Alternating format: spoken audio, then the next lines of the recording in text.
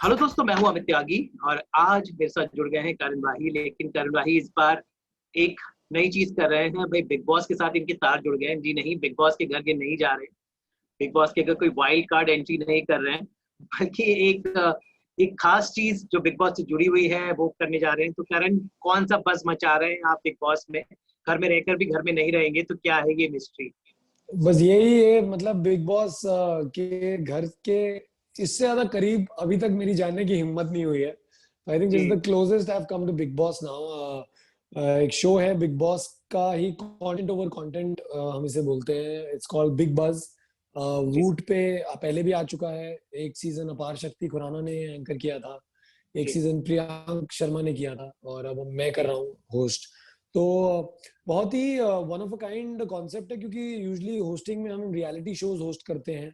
जी बड़े बड़े सेट्स होते हैं, जजेस होते हैं, ऑडियंस और हमारे कंटेस्टेंट्स होते हैं। बट आउट हियर सबसे कमाल की चीज इसलिए है ये शो की कि रियलिटी शो में कंटेस्टेंट से हम बात करते हैं, जी और सब हमसे उस टाइम पे जब वो स्टेज पे होते हैं हमसे बात करना चाहते हैं। आई थिंक ये वो शो है जहां पे कंटेस्टेंट हमसे जब तक बात ना करना चाहें उनके लिए अच्छा है, क्योंकि वो हमसे तभी बात कर सकते हैं जब वो घर से बेघर हो जाए। जी तो जितने भी व्यक्ति कंटेस्टेंट्स होंगे सलमान सर से मिलेंगे सबसे पहले, ऑब्वियसली बाहर आके। और सलमान जी सर के बाद अगर वो किसी से मिलेंगे तो वो हूं मैं। आ, हम उनसे घर के अंदर के बारे में बात करेंगे, थोड़ी मस्ती करेंगे, थोड़ी खींचातानी करेंगे, उनके बाद उनकी जर्नी के बारे में जानेंगे कि जी हम जो 1 घंटे में देखते थे बाकी के 23 घंटे क्या होता था। ऑल्सो हम उनके जो फैंस हैं, जो हमारे बिग बॉस के असली फैंस हैं, उनको सीधा एक मौका दे रहे हैं बात करने का इविक्टेड कंटेस्टेंट से, ताकि वो बता सकें कि उनके दिल में क्या है, फैंस को क्या अच्छा लगा, क्या बुरा लगा, क्यों वोटिंग नहीं करी। साथ ही साथ फैंस के लिए ये है कि उन्हें मैं कुछ सवाल पूछूंगा, वो सवालों के जवाब का सही देंगे तो मैं उनको प्राइजेस मिलेंगे। तो जी eventually all and all it's a chat kind of a concept, chat based show, but with a flavor of its own, with a little flavor of Big Boss, uh, and also a flavor of the uncertain things that happen in the Big Boss house. करण, ये बताएं, आप हर साल में, मतलब जब से मैं अभी 14वें सीजन पर आ गया, आपका नाम हर सीजन में पॉपअप हो जाता है। तो I think you one of the few most desirable people on Bigg Boss. But obviously you have your reason not to go. But Yeah. कितनी बार आपको ऑफर आया, कितनी बार आप रिजेक्ट कर चुके खुद personally? 14 bar. I I was think like, I think I'm very, honestly, I'm very glad and I'm very honored that the channel and the production house every year thinks that they need me, they want me in the house, and I am someone who they think can be great in the house.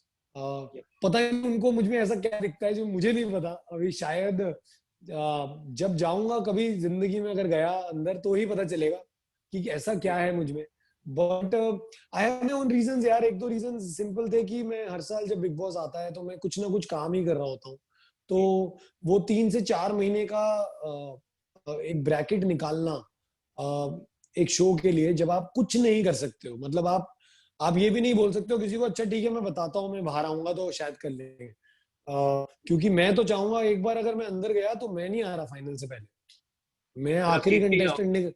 फिर मेरे को आखिरी contestant ही बनना है निकल के उस trophy के साथ।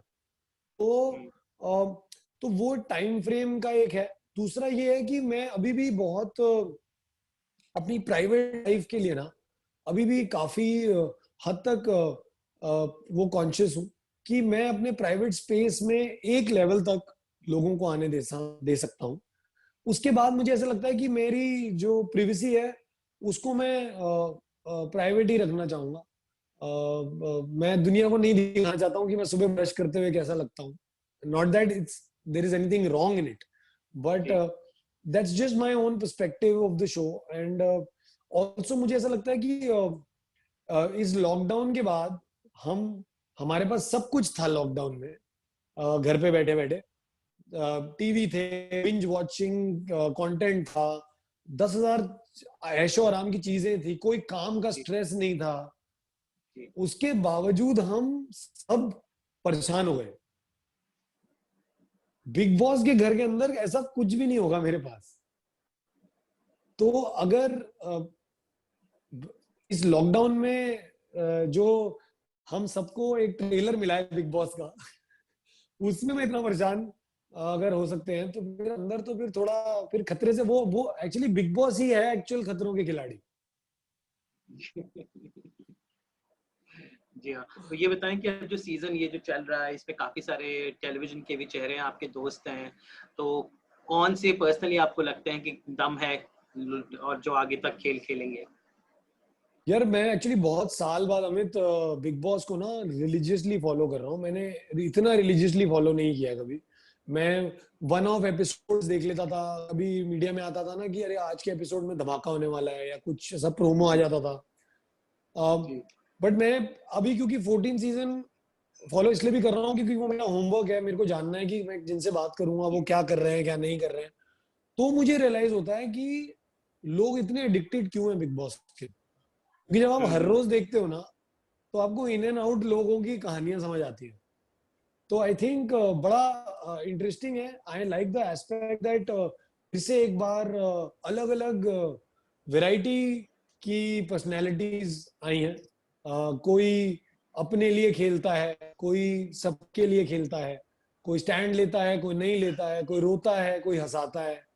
तो आई थिंक बिग बॉस का ये जो फ्लेवर है ना ये बड़ा कमाल है। And I know a lot of them and I'm just happy that a lot of them are doing well.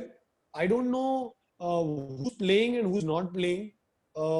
कौन कितना ट्रूथफुल है कौन कितना नहीं है, बट मुझे ऐसा लगता है बिग बॉस फॉलो करने के बाद कि हो सकता है कि आप अंदर घर वालों के लिए कभी भी इरिटेटिंग ना हो, बट हो सकता है ऑडियंस के लिए आप इंटरेस्टिंग ना हो।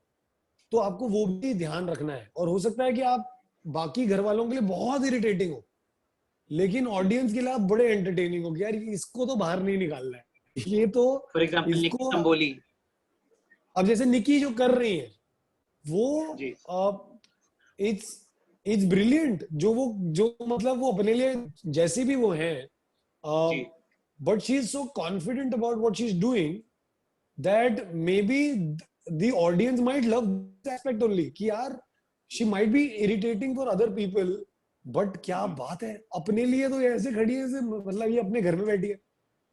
तो जी तो आई थिंक वो बात मुझे बिग बॉस की इस बार फॉलो करके समझ आई है कि शायद हमारी ऑडियंस जो है वो भी बहुत ही समझदारी से लोगों को वोट करती है।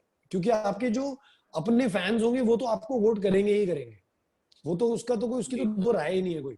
लेकिन फैंस को भी वो भी ये देखते हैं आई एम श्योर कि अरे यार किसको रखें तो गेम इंटरेस्टिंग रहेगा, या अगर हम निकी को सेव करते हैं तो हो सकता है क्या कहते हैं राहुल भी सेफ रहे क्योंकि निकी और राहुल दोस्त हैं।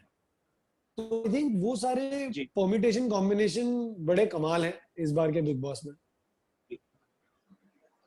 जी, तो उम्मीद करते हैं कि आपके साथ आप ऐसी कुछ, जैसे आपने इतना अच्छा एनालिसिस दिया है हर हफ्ते अपने शो में, इस तरह के मजेदार किस्से दर्शकों को बताएं। Thank you so much Karan, always we love seen your hosting, we have seen your shows, your films. ये नई पारी के लिए आपको बहुत बहुत बधाई हो। उम्मीद you will do a rocking job and दर्शकों को पता चलेगा पर्दे के पीछे का मसाला। Thank you so Thank you so much much, and all the Amit. Thank you so much, and please stay safe. Thank you.